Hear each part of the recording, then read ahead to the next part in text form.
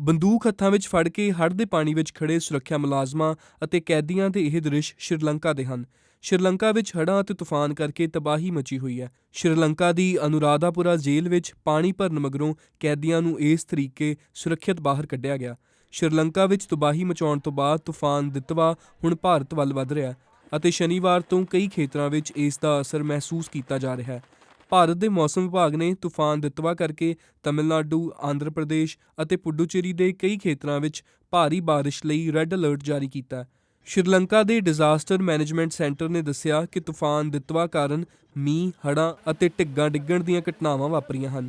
ਇਸ ਵਿੱਚ ਸੈਂਕੜੇ ਲੋਕਾਂ ਦੀਆਂ ਮੌਤਾਂ ਹੋਈਆਂ ਹਨ ਅਤੇ ਬਹੁਤ ਲੋਕ ਲਾਪਤਾ ਹਨ।